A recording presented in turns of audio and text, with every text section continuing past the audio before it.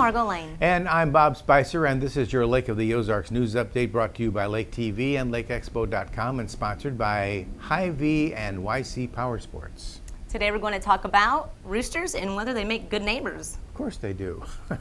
A new look for the West Side. Changes at the Water Patrol.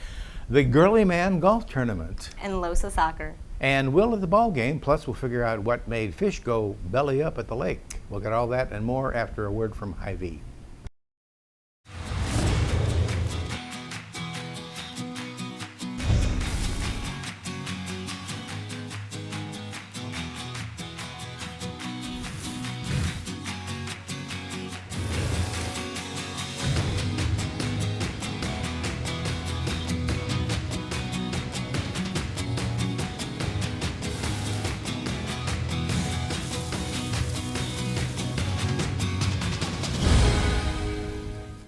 So I'm driving by Sycamore Creek Golf Course, and I see this sign that says, I pull in to see some guys in women's dresses with golf bags. This is strange. So I asked this guy, what's going on? Tell me about this GMO.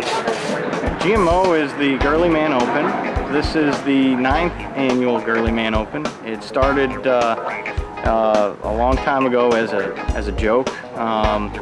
We ended up coming down to the lake on Friday playing golf, and at the end of the round, one of my uncles had a very large matrix chart where we ended up filling in your golf score, your height, your weight, your phone number, the year you graduated high school, how many drinks you had on the course that day, and ended up coming up with this huge mathematical equation to get to your tournament score.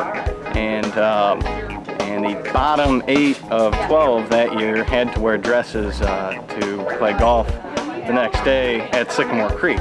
And the first year we weren't too sure if we'd even be allowed to play when we showed up in dresses. And throughout the course of this weekend, wagers are made, and all of the bets were donated to breast cancer research. And that year we raised a couple $100, and were welcomed here at Sycamore Creek, surprisingly, and asked to come back next year. And I don't think any of us expected to play golf in a dress again. It was more of just a one-time thing. But as we started telling people about this kind of joke and what we were raising money for, more and more people seem to be interested in most importantly supporting the cause to help fund breast cancer research, but also just to come out here and laugh at each other and have a really good time. You know, you have a whole different experience when you play from the red tees and you're wearing a skirt. So no doubt. Yeah. Bob Spicer for Lake TV. Hell, that was a great start. It's 4th of July at the lake, and there are plenty of places to see fireworks all weekend long. On Friday, head to Old Kinderhook in Camdenton for their Fun Fest. There will be free activities for kids and adults, live music, bounce houses, games, face painting, and much more. All that starts at 5, and the fireworks begin at dusk. Saturday, you can check out the all-day Freedom Celebration in Windermere Conference Center. That's in Roach. They'll have recreation, old-fashioned games, a barbecue, lots more all day long. Fireworks starts at 9 p.m., and they do ask for a donation for each carload of people that you bring. The city of Lynn Creek is also hosting a 4th of July party on Saturday. That's at the soccer fields in Lynn Creek. There you'll catch crafts, food, live music, and a bounce house with a slide for the kids. That starts at 5, and the fireworks will start when it's dark. On Sunday, Captain Ron's Bar and Grill puts on a fantastic fireworks show after dark, and you can see that on land, or if you go by water, it's at the 34.5-mile marker. And for those of you who want to celebrate on the actual 4th of July, there will be fireworks at Bear Bottom Resort, Tantera, Lodge of Four Seasons, and at the Airfield in Eldon. If you'd rather see all the sparkle from a boat, you can also book a boat cruise for the Lodge and Tantera shows too. Hey, if you're looking for some less explosive fun this weekend, the Lodge of Four Seasons has a Neil Diamond tribute coming Sunday night at 9 p.m. Tickets are just over $20. Shows designed to appeal to everyone, especially anybody who's over 50. The Miller County Fair kicks off on the 4th of July. That runs through July 9th. They'll have all kinds of fair fun, including a carnival, live music, a rodeo, demolition derby, truck and tractor pulls, youth livestock shows, and more. That is at the Miller County Fairgrounds. You can check out their website for a full schedule of events.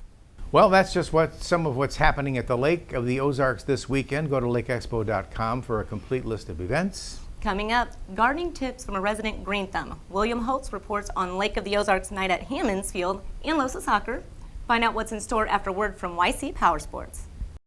On the road, on the trail, or on the water, if you're looking for heart-pounding performance and fun, head for YC Power Sports in Osage Beach. The biggest and best brand names in the field, along with incredible selection and unrivaled service. Make this year at the lake the best it can be, with a visit to our showroom in Osage Beach and coming soon, our new relocated showroom in Columbia. Take a look at ycpowersports.com too. Summer fun is just waiting for you at YC Power Sports in Osage Beach and Columbia. Youth soccer. It's alive and thriving right here at Lake of the Ozarks.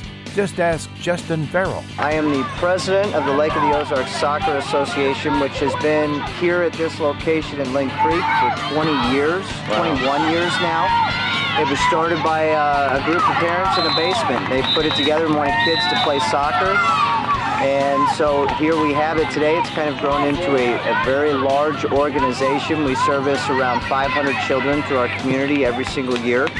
And we provide a recreational soccer association for the kids. It's co-ed. Every child plays, no matter what skill level. We always get them on the field. It's only $50 for a child to play. They get a full season of games. It's a great deal. Today we're out here at the Coles American Cup soccer tournament. It is a recreational-based soccer tournament sponsored by the United States Youth Soccer Association. And they try to host one for every state, and we have filled out an application for the past 3 years and been accepted to host the Coles American Cup. We have 22 soccer teams this year. We have 6 in the U10 division, 8 in the U12, and 8 in the U14 division. Teams from across the state that are recreational based come here to play in this soccer tournament. And it's a great deal. Every child walks away with a medal. It's all about the participation and the love of the game. It takes a lot of volunteers to put this event on. The board, our soccer association board, has worked tirelessly for 3 months to be able to put this on. We've had a lot of great support from the community through the Tri-County Lodge Association, restaurants and businesses donating stuff for us to be able to put this on. And today is day 2, and I mean, it's just a great event for all the kids. Bob Spicer, Lake TV. Lake TV here. I'm William Holtz. We're on the field at the Springfield Cardinals Stadium. It's Lake of the Ozarks night, and I'm joined by Judge Aaron Copen. Throw at the first pitch. What'd you think, man? That was awesome. That was a great experience. So you told me you're a big Cardinal fan. How long have you wanted to do something like this? Well, since I was a kid, you know, everybody has a dream of pitching in a major league or minor league stadium, so it was pretty cool. So being a Cardinal fan, talk a little bit about this venue here, Hammond's Field, and how they've done a nice job kind of making it feel just like you're at Busch, obviously smaller scale, but what do you think of it? I don't think there's a bad seat in the house. This place is amazing. I mean, it really is. It's a beautiful field. I've been to Busch Stadium multiple times, but I have not been to this stadium since it was built, so. Judge Copen, now I do want to touch on the fact it's Lake of the Ozarks night tonight, and events like this are so crucial and so big for us because we really get to go places and showcase what we've got. Just touch on how special our Lake of the Ozarks really is. You know, the Lake of the Ozarks, when you've lived there, when you've been part of that, it's part of you. I mean, Absolutely. Anybody that visits there or lives there, it's amazing how many people that go there to visit eventually retire there, because that's what it is. It is a special place. It's the biggest tourist attraction in the state of Missouri. In a lot of ways, it's the heart of Missouri. It's located right in the middle, and it's also our financial heart. And so it's a beautiful place. We love the lake. And not just do we love the lake, but we love getting to do events like this. Judge Copen, thank you so much for taking the time. Your first pitch was awesome. You guys are going to be seeing it probably right now, but it was the best one out of like 600 first pitches. But, hey, Judge Copen, awesome job. Thank you so much. Shout out to our military, too. Absolutely. It's Military Appreciation Night. We love them. They're great. Thank you. Thank all Thanks, of the Judge military. Copen. The surprising, the scintillating, the darling, the American League. 1 out, 5 pitches. There goes the line.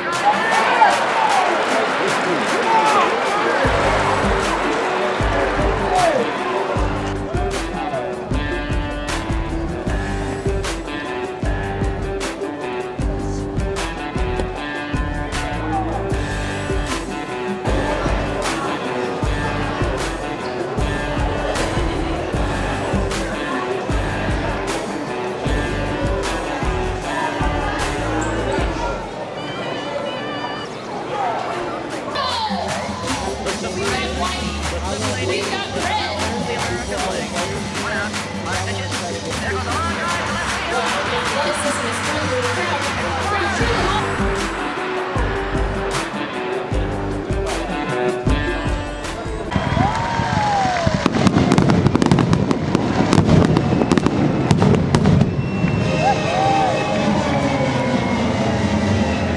Guys, and that's a wrap. I'm William Holtz with Lake TV, standing inside the Springfield Cardinals dugout at Hammons Field. And boy, have we enjoyed the Lake of the Ozarks night here at the Springfield Cardinals. If you are not here to join us, make sure you get there next year. On behalf of Lake TV, I'm William Holtz. We'll see you next season. What's been happening at the lake? Well, here's a look at some of the major stories from last week. It's been a hot, hot summer in the Ozarks, and that's left many of us confined to air conditioning indoors. And from that cool place, you may have noticed that your hummingbird feeders aren't as busy as they used to be. Since we know they aren't hiding in the AC, where did they go? Well, Larry Rizzio, a natural history biologist with the Department of Conservation, has the answers for us.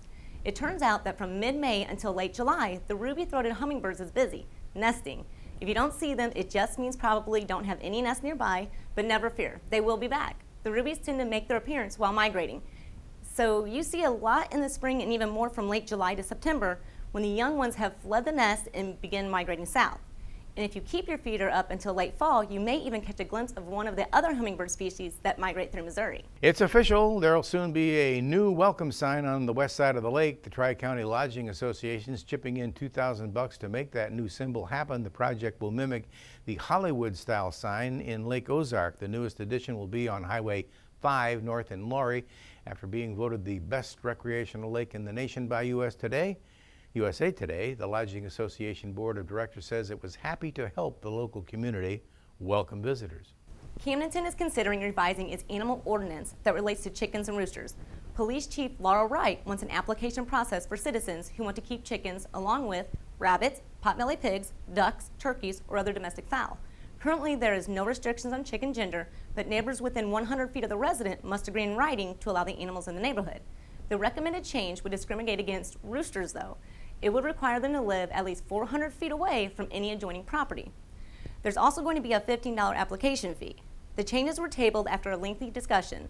Those opposed to the changes say they're unnecessary. There aren't any complaints about the 3 known roosters that live in town. And if they ever become a problem, the current noise ordinance protects neighbors against noisy roosters. Opponents also say allowing chickens and roosters in the city provides an education benefit to residents and kids. In the end, Chief Wright agreed to revise the ordinance, and she will present it on July 5th. Captain Mark Richardson, director of the Water Patrol Division, is retiring September 1st after more than 30 years of service. A new director is taking the helm, and he's got a lot of experience on the water and on Lake of the Ozarks. The patrol designated Captain Matthew Walls as the new Water Patrol Director as of July 1st. Walls has been with the Water Patrol since 1990. His new position is going to be in an administrative capacity. Diane Franklin, Republican State Representative for the Camden area, received a Legislator of the Year award from the Missouri Telehealth Network. The group recognized Franklin for making rural health care a priority for 2 years in a row. Franklin has secured funding to expand access to health care in Missouri's rural and medically underserved areas. One of the pilot programs, called Show Me Echo, appears to have saved state Medicaid at least $1.5 million at 2 federally qualified health clinics. Boaters on the Gravois arm of the lake recently noticed a surprising number of fish had gone belly up. A local biologist thinks he knows why. Greg Stoner, love the name, fisheries biologist with the Missouri Department of Conservation, says the sudden fish kill was likely the result of a bacterial infection. He suspected it was something called Columnaris. Seems to have mostly targeted drum, but they did lose a few catfish and some crappie. But he says humans don't need to worry. The disease can't be transferred to people. Stoner says this kind of die-off is expected in such a large body of water, especially in warm summer months, and you just have to let it run its course. It's that time of the year when your garden is growing like crazy, but you may be fighting off bugs for your harvest. A local gardener has some tips on how to deal with these pests. One way to protect your crops is with companion planting. Companion planting is based on the idea that certain plants can attract or repel insects and diseases. One of our best allies in gardens are onion, garlic, and chive. They contain a compound that shields the soil from diseases. Marigolds are also a useful garden protector. They deter rabbits and kill worms that damage tomato plants. It's also good to remember that not all bugs are bad in the garden. In fact, some actually help control pests and protect all your hard work. You can get all the details on what bugs are good or bad for your crops in the Lake Gardening column at lakeexpo.com. I'm Margot Lane, and this has been your Lake of the Ozarks News Update. Thanks for watching us on Como Connect Channel 90 and watch anytime on mylaketv.com. And now we're back on Charter Channel 197. Been there for a while. Okay, but remember to connect with us on Facebook and Twitter at MyLakeTV. You can check out our Instagram page at @my_LakeTV. And before we go, I want you to notice my shirt. Nice. Got it at the ball game Saturday night. William Holtz was kind enough to provide us with some tickets to the game. We had a great time. Third base side, in the shade. Oh, nice. A little hot, but it was really great. Good And game? they won. Good. See you next time.